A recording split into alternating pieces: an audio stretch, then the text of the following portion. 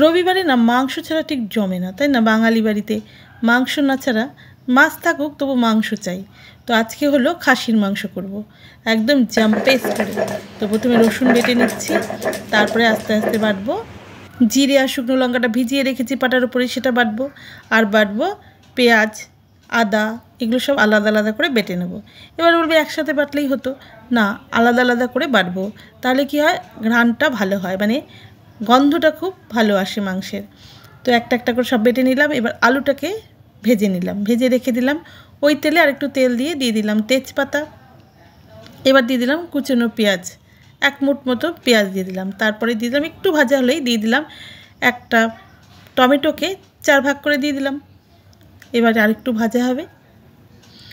এবার দিয়ে দিলাম মাংসগুলো, ধুয়ে রেখেছিলাম, জল ঝরিয়ে সেই মাংসটা দিয়ে দিলাম। খাসির মাংস তো একটু ভালো করে কষাতে হবে। একে একে দিয়ে দিচ্ছি রসুন বাটা, আদা বাটা, তারপরে দেবো পেঁয়াজ বাটা, একটু সব মিশিয়ে নিচ্ছি। তারপরে দেব শুকনো লঙ্কা আর জিরে বাটা, যেটা বেটে রেখেছিলাম। ভালো করে কষাতে হবে, কষালেই কিন্তু এটা রং চলে আসবে। দিয়ে দিলাম হলুদ, হলুদটা না এই যেটা আমাদের হলুদ আছে সেটা একটু রং কম হয়, তাই একটু বেশি দিতে হয়। আর দিয়ে দিলাম নুন, পরিমাণ মতো নুন দিয়ে দিলাম। যে যেমন, একটু কেউ নুন বেশি খায়, কেউ কম খায়, সেই হিসাবে দেবে। ভালো করে কষাতে হবে কিন্তু মাংসটা। বাপু, খাসির মাংস কিন্তু না কষালে ভালো করে ভাল লাগে না। এবার ফাঁকে আমি বেটে নিচ্ছি দারচিনি, গোলমরিচ আর লবঙ্গ, এলাচ বেটে ঢেকে রেখে দেবো, নাহলে কিন্তু গন্ধটা ফুররুত করে উড়ে যাবে।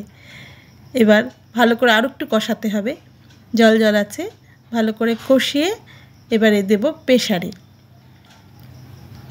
দেখো কতটা কালার ভালো হয়ে এসছে, একদম লাল লাল না হলে কিন্তু খাসির মাংস ঠিক খেতে জমে না। কষানো হয়ে গেছে, এবার প্রেসারে দিয়ে দিচ্ছি। কাঁচা জল কিন্তু মাংসে দেব না, যেটাতে কষিয়েছিলাম কড়াইতে সেটা ভালো করে ধুয়ে, মানে ওটায় লেগে থাকে না, সেটা ভালো করে ধুয়ে জল দিয়ে ওর মধ্যে একটু ফুটিয়ে তারপরে জলটা দিলাম। এবার দিয়ে দিলাম মাংসের তেল, এটা কিন্তু কষাইনি, কষানো ছাড়াই দিয়ে দিলাম বেটে রাখা গরম মশলাটা। এবার আটকে দিলাম প্রেসার কুকার সিটি মেরে দিয়েছে, নামিয়ে নিলাম। আর কিন্তু কারো তর্স হয়েছে না। পেছনটা খুলে দিলাম, যতক্ষণ পেছনটা ঢাকনাটা পড়ে যাওয়ার অপেক্ষা, ব্যাস ঢেলে নিলাম। ভাত বাড়াও রেডি।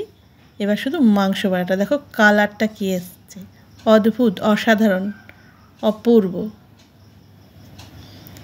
খেতেও কিন্তু দারুণ হয়েছিল, সবাই মিলে বসে জমিয়ে খাওয়া দাওয়া হলো। Happy Sunday.